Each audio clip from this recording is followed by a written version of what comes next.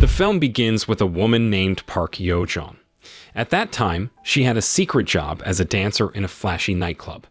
But she had a hidden talent which she could use an electric shock device to immobilize people.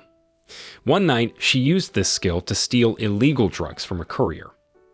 On the flip side, there was a police team led by a man named Kim Chi-gon. At that time, they were on a mission to catch the drug courier. But when they arrived at the nightclub, they found the courier knocked out cold. Yojong had already whisked him away, leaving the police frustrated and empty-handed. Meanwhile, there was a quiet man named Taik. He ran a pawn shop and lived a simple life. After a long day at work, he returned to his small rental house. That's where he met Somi, a young girl who happened to be Yojong's daughter. Turns out, Somi didn't have many friends, so she often visited Taik's house for company.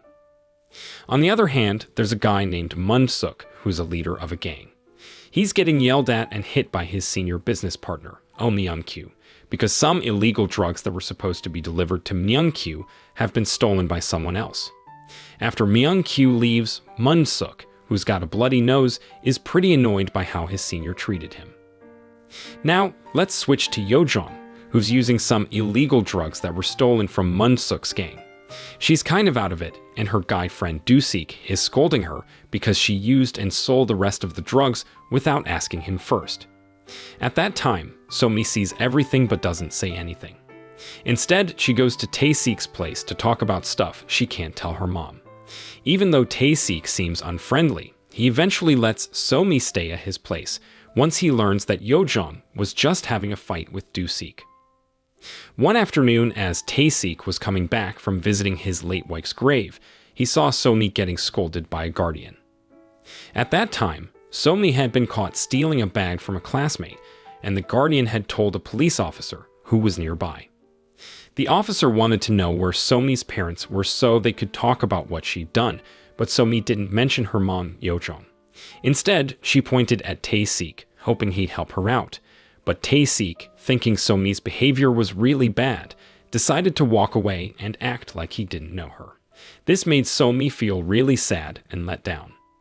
Meanwhile, Mun-suk's younger brother, Jong-suk, was spotted relaxing in hot water with some attractive women while talking on the phone with his older brother about their illegal activities involving drug sales and trafficking human organs. Their gang network is strong and far-reaching, earning them the nickname Suk Brothers in both official circles and the criminal underworld. Now back to Taik, who's walking home with Somi. He feels bad for leaving her earlier when she needed him. Suddenly, Somi starts crying and admits that she doesn't have any friends besides Taik. She feels like she's completely alone if even Taik hates her. Taik doesn't say anything as he watches Somi walk away. When Somi gets home, she's shocked to find Yojong being hurt by Jong-suk with a hot iron. At that time, Jong-suk tries to calm Somi down. Jong-suk is angry with Yojong for taking some drugs from his gang. He demands to know where she hid them, and Yojong reveals that she pawned them in a camera bag at Taik's pawn shop. When Taik got back home, he found two of Jong-suk's men already there, searching for the camera Yojong had pawned. One of them even pulled out a knife to scare Taik, but Taik managed to grab the knife and scare them off. Then, a big guy from Jong-suk's gang tried to fight Taik, but Taik easily beat him. Later, Jong-suk sent his skilled martial artist subordinate, Rowan, to give Taik a call. At that time, Taik was shocked to hear that Jong-suk had kidnapped Yojong and Somi. Soon after, Rowan was ordered to kill the man Taik had fought earlier, but Taik didn't seem scared or surprised at all. Rowan thought there was something different about Taik. A little while after Jong-suk and his crew found what they were after, they left with Yojong and Somi. Taik was upset and tried to follow them, but ended up deciding to rescue Somi in a different way. Meanwhile, in the car, Rowan sensed that Taik might be a threat to their gang. Later, Taik got a call from Jong-suk, ordering him to do something to ensure Somi and Yojong's safety.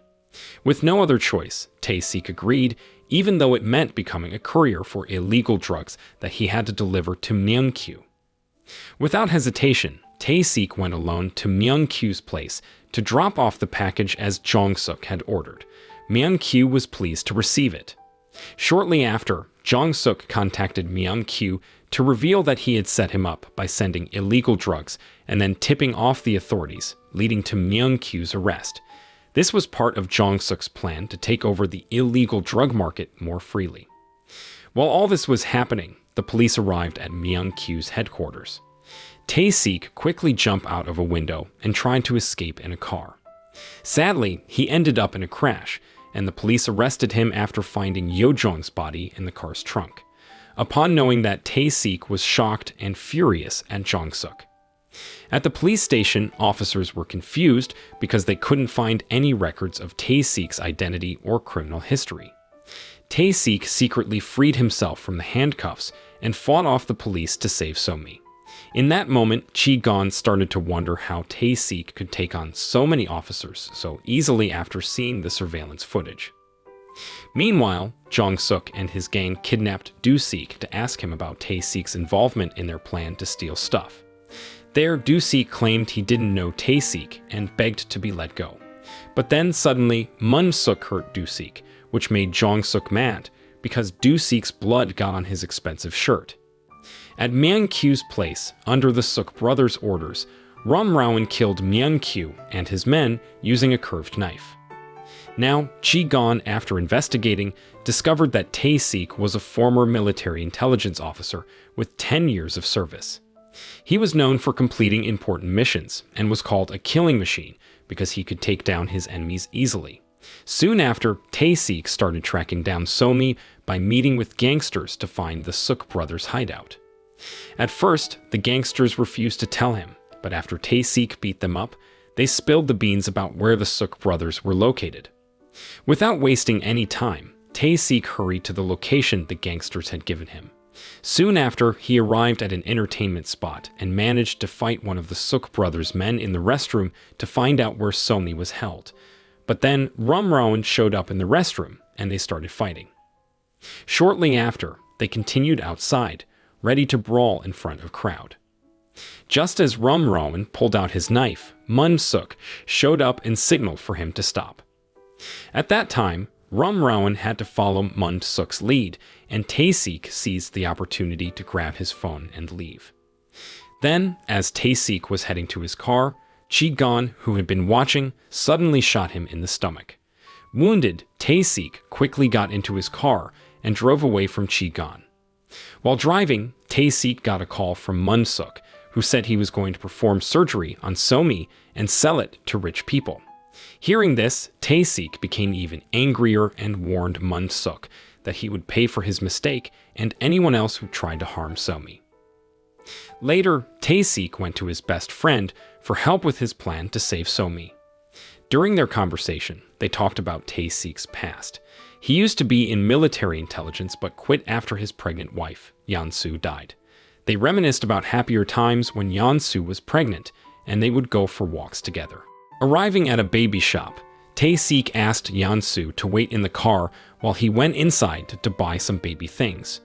While he was in the shop, Taik received a strange message on his phone. When he came out, he saw a truck crash into their car, where Yeon-soo was waiting. At the same time, someone shot Taik before running away.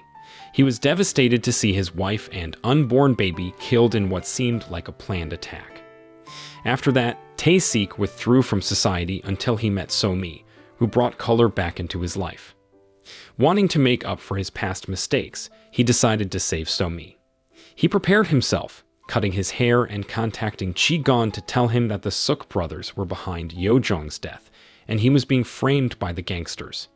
Whether Chi-gon believed him or not, Taik was determined to take down the Suk brothers to save Somi.